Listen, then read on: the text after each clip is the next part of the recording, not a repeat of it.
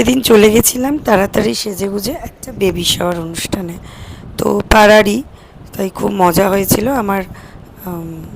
বেশ একটা দুপুর বলতে গেলে কেটেছিল, তো তোমাদের সাথে শেয়ার করতে চলে এলাম।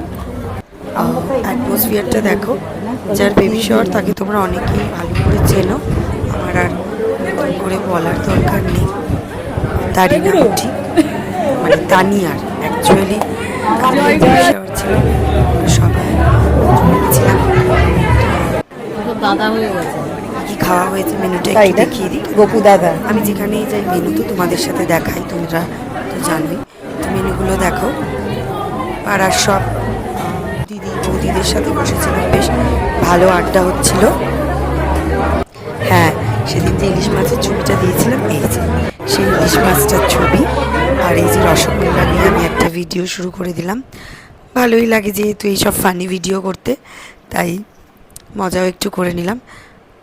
অনেকদিন পর দেখা হলো সবার সাথে, ভীষণ ভালো লাগে। হ্যাঁ, সেই কতটার আমরা সব আড্ডার, কেননা অনেকদিন পরে সবার সাথে দেখা হলো, সবার সাথে তো এখন দেখাই হয় না। আড্ডাটা আগে খুব ভালোই হতো। তো যাই হোক, কেমন লাগলো অবশ্যই কিন্তু বলবে, ঠিক আছে? আর কিছু ফটো এখানে থাকলো, তোমরা দেখো। আর ব্লগটা আশা করি ভালো লাগলো। সবাই সুস্থ থাকো, সবাই ভালো থাকো। টাটা।